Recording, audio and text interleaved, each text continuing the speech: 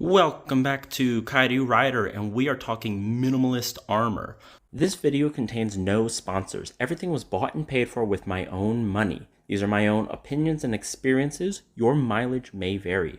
Buy and ride at your own risk, because protection is a very personal risk to take. And with that, so these are CE Lv2 Ghost and CE Lv2, I don't know what they call it, some long acronym, but SAS-TEC Super Minimalist. In Japan, this is 4,000 yen. This is 3,000 yen. This is cheaper. So the way you're supposed to wear them and comparing them is this side goes out, this side goes out, cloth side is out. This goes towards your skin, this goes towards your skin. Because as it folds around, you get a more direct contact patch, is my guess. There's no specific reason. Now, to compare them, the first thing is obviously size. So the coverage you get is clearly bigger on the D3O with a but. If you look from an angle with the SAS-TEC, the edge is the edge. So it's just as thick here as it is here. With the D3O, if you see this line going the whole way around, it thins out from there.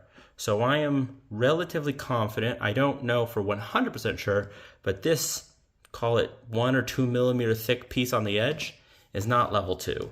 It's just the inside triangles that are level 2, and this is something. What that does mean is the protection area is about the same size, but aesthetically, this just drops off. And this tapers off. So here's a picture of me wearing it in my Pando Moto leggings, both at the same time, and you can see a bump on the SAS-TEC where it's just a smooth transition on the D3O, so you don't really notice. Another advantage to the size is, let me grab the Pando leggings. So here is the legging of the Pando UH skins, and if you see right along here, is the upper position, and here is the lower position.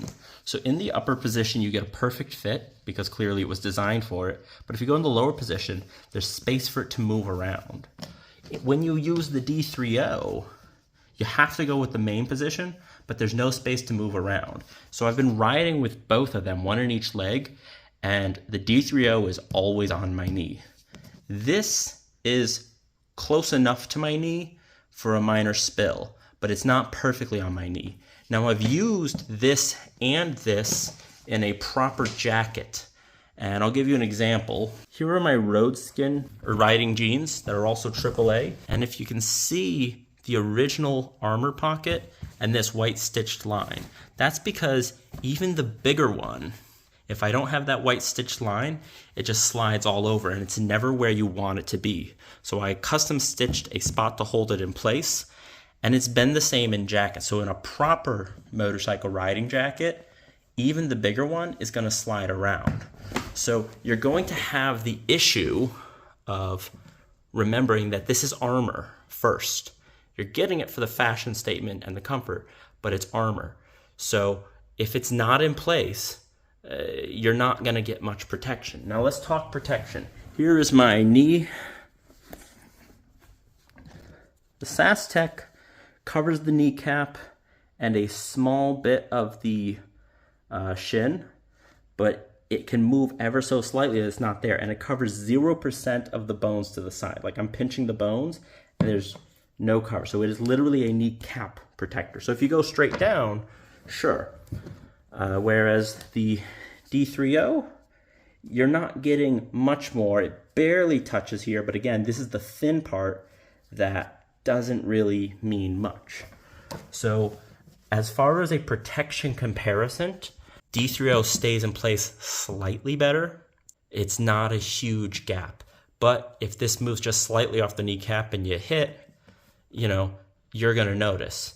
Before I continue on the protection, let's talk about breathability. So if you flip this over, this is all mesh. You can see the dark spots of the mesh that air flows through, and then you can see there is venting along here where it flexes so air could move from the sides, and then there's the clear holes.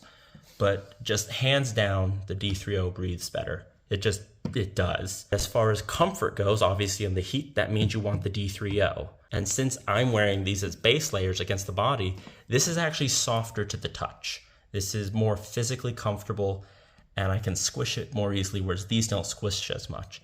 Now, in theory, that could mean that you are getting more protection out of the less squish of the D3O. But, you know, I can't say for sure. Take any level 1 pad, and this is better. But this is the smallest physical size of a level 2. There are 2 sizes for the D3O. If you get a hip or shoulder versus an elbow knee, this is the longer elbow knee. This is the only size for the SAS-TEC. It's a one size fits all, or as I say, a one size fits none. I guess if you're very small, if you're under 5 foot, 160 or shorter, yeah, maybe you've got small enough joints that fits, and congratulations, that means you have safe coverage of everything. But let's talk about the next level up. So here is a level 2 D3O that is a more standard protector. This one, if I compare by flattening it on top of the D3O, you actually get no extra coverage. It is, if you can see, the exact same size. Flip it over, you get the same overall size, but the thickness is far more uniform, and it is much thicker and softer. And I have gone down in these. I was perfectly fine. I have put this on a knee and this on a knee, and you can see this is still only giving you the same amount of coverage, but putting them both on my knees and kneeling on concrete, I can feel that this is probably preventing a bad break, but giving you a minor break. This is quite possibly not breaking joints at all. The fact that it breathes better when it gets, you know, over 100 Fahrenheit, gets into the 40s Celsius and humid, this is just so much better than this. This came free, and that's the only reason I have it. But this is better. It's still breathable. It's not quite as breathable. It is a little more stiff, but being against the body, it stays warm because my warm layers are on the outside. So that's something to say about wearing leggings for protection instead of traditional stuff. But this, look at the size difference.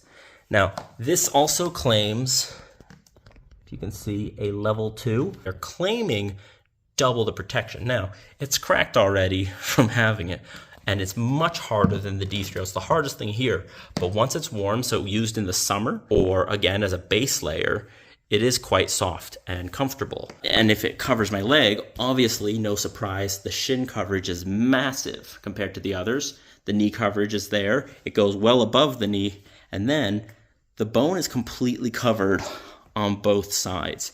So the protection is massive. So if you keep it warm and you wear it as a legging piece or something to hold it really genuinely close, yes, walking around, this is the worst choice, but it's not bad. And this is where the reason I brought these two into the video is to say, why are you wearing armor? If you just want the most minimal thing, you'll believe Ryan F9's misunderstanding and wear no armor, which is going to be a much more comfortable, much more movable situation. You do notice these once you get hot and sticky, you notice these. So nothing's nothing.